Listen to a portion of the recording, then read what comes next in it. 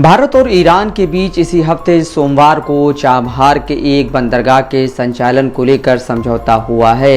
ऐसा पहली बार है जब भारत किसी विदेशी बंदरगाह का प्रबंधन अपने हाथ में लेगा। यह ईरान का एकमात्र गहरे समुद्र वाला बंदरगाह है जिसकी सीधी समुद्री पहुंच है।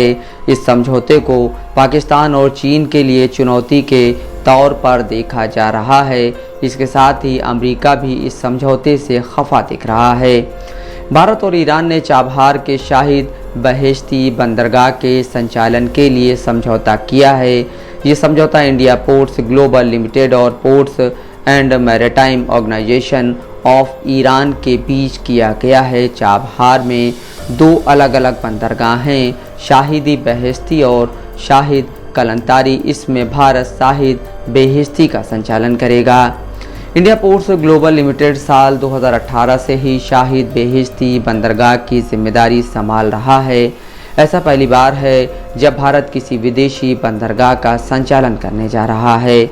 समझौते के तहत भारत शाहिद बहेश्ती बंदरगाह का संचालन 10 सालों तक करेगा और फिर समझौता आगे बढ़ता जाएगा।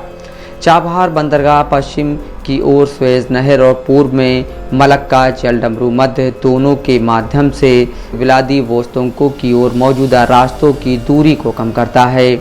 भारतीय विदेश मंत्रालय के प्रवक्ता रणधीर जायसवाल ने समझौते को ईरान और भारत के द्विपक्षीय रिश्ते की नई इबारत करार दिया है। रणधीर जायसवाल ने एक्स पर एक पोस्ट में लिखा, इंडिया पोर्ट्स ग्लोबल लिमिटेड और ports and maritime organisation of Iran के बीच चाबहार में शाहिद बहेश्ती पोर्ट के संचालन के लिए दीर्घकालिक समझौते पर हस्ताक्षर किए गए। इस समझौते के जरिए अफगानिस्तान, मध्य एशिया और यूरेशिया के साथ क्षेत्रीय कनेक्टिविटी और भारत के संबंधों को बढ़ावा मिलेगा। ईरान स्थित भारतीय दूतावास ने एक्स पर एक पोस्ट में लिखा, चाबहार के विकास के लिए भारत ईरान के साथ है। हमने चाबहार से संबंधित विकास के लिए 250 मिलियन अमेरिकी डॉलर के बराबर INR क्रेडिट विंडो को पेश किया है। चीन पाकिस्तान मिलकर ईरान की सरहद से सटे ग्वादर बंदरगाह को लंबे वक्त से विकसित कर रहा है। इससे भारत के लिए इस इलाके में अपना अस्तित्व बनाए रखने के लिए चाबहार बंदरगाह जरूरी थी। चाबहार बंदरगाह से गुजरात के कांडला बंदरगाह की दूरी करीब 1000 किलोमीटर दूर है। वहीं पाकिस्तान के ग्वादर बंदरगाह से चाबहार बंदरगाह की दूरी समुद्री रास्ते से करीब 140 किलोमीटर है। चाबहार के जरिए भारत चीन और पाकिस्तान पर इस इलाके में नज़र भी रख सकेगा और अफगानिस्तान में अपनी पहुंच बनाने के लिए भारत को पाकिस्तान पर आश्रित नहीं रहना होगा। पाकिस्तान हमेशा से अफगानिस्तान और उससे आगे भारत के ज़मीन मार्ग का विरोध करता रहा है। चाबहार बंदरगाह के बनने से चाबहार जाहिदान रेलवे परियोजना का निर्माण फिर से हो सकेगा, जो लंबे वक्त से ठहरा हुआ था। 2016 में दोनों देशों ने चाबहार बंदरगाह के विकास और विस्तार के लिए इस रेलवे लाइन को मिलकर तैयार करने का निर्णय लिया था। ये रेल लाइन अफगानिस्तान के जाहिदान तक जाएगी। इसके साथ ही चाबहार बंदरगाह अंतर्राष्ट्रीय उत्तर दक्षिण परिवहन गलियारे प्रोजेक्ट के लिहाज से भी अहम है। चाबहार बंदरगाह सेंट्रल एशिया में दाखिल होने के लिए ईरान गेटवे है। यहाँ से फिर पूर्वी यूरोप और रूस तक रास्ता आसान हो जाता है। इसके अलावा गुजरात के कांडला बंदरगाह से चाबहार की दूरी बहुत ज़्यादा नहीं है।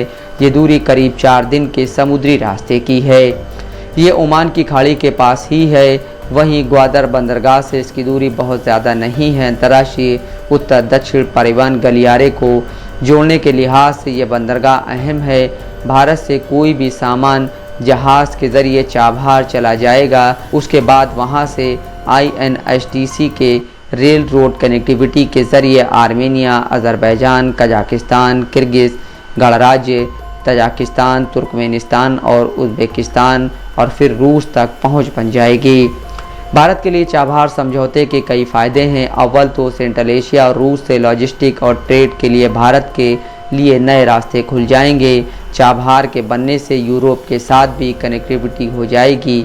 इस रास्ते से स्वेज नहर के मुकाबले 15 दिनों का समय बच सकेगा। दूसरी ये कि पाकिस्तान ने चीन के साथ मिलकर सेंट्रल एशिया में भारत को ब्लॉक कर रखा है।